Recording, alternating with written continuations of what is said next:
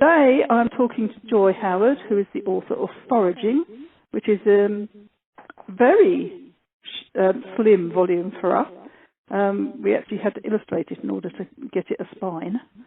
But you know, I just can't bring myself to put something out with a stapled. No, I quite agree with you, neither can I. So, although it was slender, I thought, we will make it have a spine. So yes, absolutely. I've done spines on things thinner than this.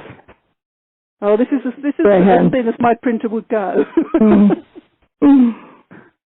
So, Joy, tell me about the poems in Foraging, how they came about. They didn't come about as a sort of planned work. They are poems that I have written, basically poems that I had written over the previous 6 or 7 years, I suppose, if that, perhaps 5 years, since my first collection came out. So they're a bit of an eclectic mix, but one thing that I have found that I have noted that is different about a lot of them is that they are very, very much shorter and sparer, and that's certainly been the way I've been going over the last few years. Yeah, I noticed that some of the stuff we've published from you since in various solstice anthologies, that's sort of 4 or 5 lines, some of them. Very sometimes, short. Yes. Yeah. So why do you think that is? I will never use a word where I don't need to, and I found that I needed to use less and less of them. Yeah. They're a mixture, and my books are always a mixture. They're a mixture of serious poems, quite often poems about loss, and also sometimes poems about history and nature. But there are also a lot of poems that are leavened by humour, because that's the way I go. Yeah. Even some of the nature ones, if you like, have certainly got a humorous element to them. Yes, the cow poem. Oh yeah, no, I was really surprised that you wanted that one, because that has never been one of my favourites, but I know that you said you really liked it. Yes, I just thought it was charming. It's quirky. Yes. I believe that is how cows think. Well, good. I'm glad I've been able to get inside the mind of a cow. I am convinced this is cow tilt. You did, however, remind me that one of the plants that I related her as eating would have been poisonous to her, so we took that out, didn't we? Yes. This is what editors are for. Yes, absolutely. Yes, I don't know. I mean, obviously now I've been editing other people's poems for over 10 years, and I feel that this has probably had an influence on the way I edit mine down to the bone these days. Yes. It's seeing the things you do in other people's work and thinking, that isn't working quite as well as I think it does. Yes, that's right. And then you start applying that to your own, and you find you take more and more out all the time. Yes, it's been very good for my writing, editing other people. Has it? Yes, yes. It really gets your eye in for the superfluous. Yes, totally does, for the redundant word. Yeah. In actual fact, that sort of kind of leads me on to one of my favourite poems in here, which is a found poem. I know what you're going to say. It's going to be Houses for the Working Man, isn't it? Yes, Houses for the Working Man. Yes. Which is... The provenance of this poem was... we were sent to... I was on a writing course at Tynoes in Llanystumdwy. Do you know that? In the North Wales Writing Centre? And we were all sent off to just, sort of have a look at the various libraries and things. And so I just idly picked up a book which had the unpromising title of Town Council Records for Bangor in 1896. And lo and behold, there was this poem waiting for me inside its covers. Not the obvious stamping ground. No, not at all.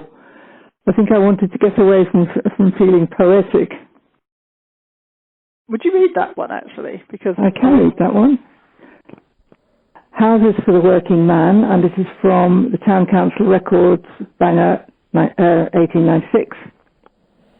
So, we are agreed.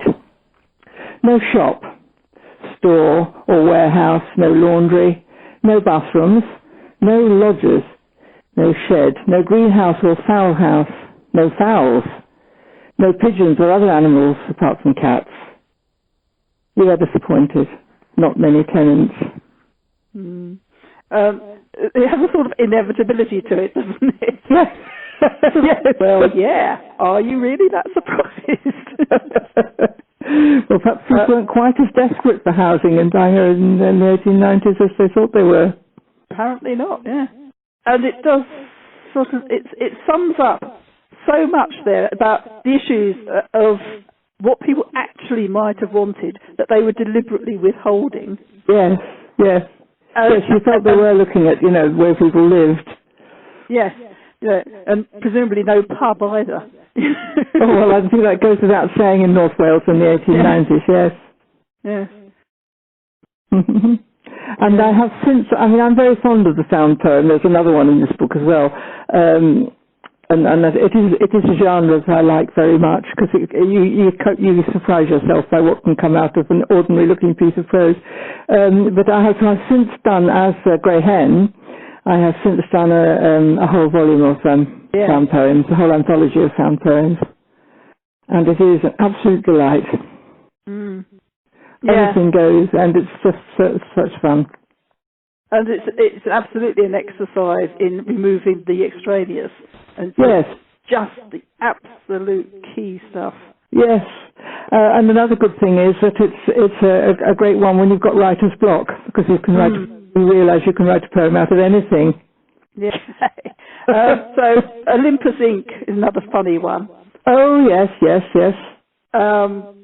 Which is as much about how to write poems as anything else, which I really enjoyed. It was also a bit of a piss take about, workshops and people who tell you how to write poetry.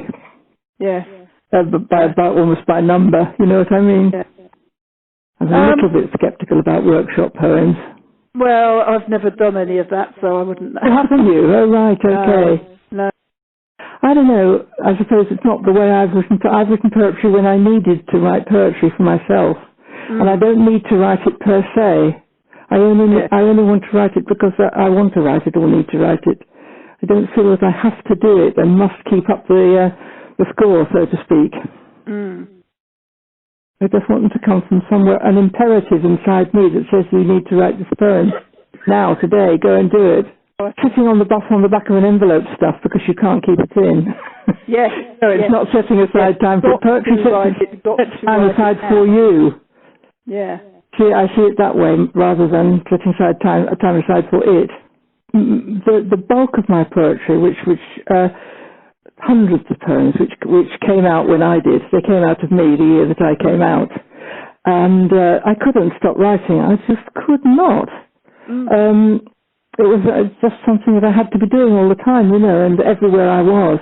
And I had an incredibly busy time of my life. I had a single parent, 3 children, full-time job and a part-time job, and doing or eventually, doing an MA. And the poetry just didn't hang around for any of that. Made itself be written. Yes, well, you had something to say. You were saying, some of these poems are quite serious, and a couple of them are effectively mourning poems. Yes, they are, yes. The title one, for example. I don't know. Do you want to talk about those? Well, I don't know if I have anything special to say about them because I don't know anybody who writes poetry who would not have written mourning poems when they'd lost their partner. So in a way, there's no sort of those poems have to be written. Yeah. How they came to be written, one of them was, I think both of the main ones were about remembering, because I wrote many more than those, but I think the ones that found their way into the book have been about remembering that loved person in a particular place. So a memory, the Foraging one, she was in the garden, and the other one was a very special place to us where we became our special place, a place in Scotland that we used to go to every year, sometimes twice a year. So they were very much about place as well. Another of my favourites in this, and it's partly because of the final line just absolutely hammers it home, is Vita Brevis. Oh, do you like that one? Yes. I do. Yes. Because it starts off, quite elegant and lyrical, and it just gets more and more and more until it goes poof. Yes. Get on with it. Yes. Not mucking around. Absolutely, yes, yes. It's another poem I think of. It's so interesting which poems of yours people take to or like best, and it's different for everybody, isn't it? I mean, you have to say to poets when they send you stuff in or whatever, somebody will love this, but it isn't for me, or it isn't for this book or whatever. Yeah.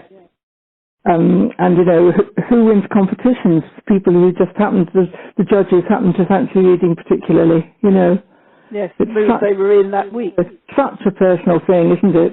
Yeah. So thank you for liking mine.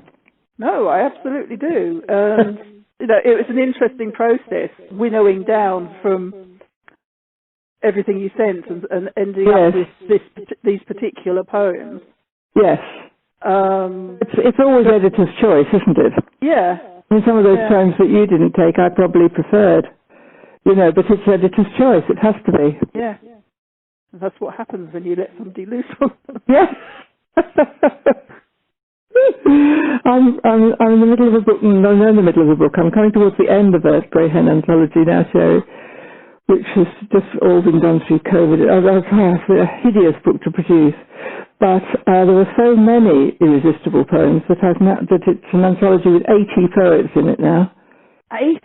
80. It's just become a huge amount of work. Yeah. So what are you up to now? Are you writing much poetry yourself? Or Not much. One or two. And they're sort of... I've written the inevitable ones, one or two that people have written because of lockdown and how strangeness of everything. One about Rome and one about domesticity. Other than that, I've written a very, very dark poem in a very dark mood, and a poem in a very mellow mood. So they seem to be wanting to capture something that's going on for me at the moment, but there can't be very much going on because there isn't very much poetry going on.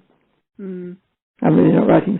And also I've been completely, bogged down is the wrong word, completely absorbed, completely taken up with this huge anthology.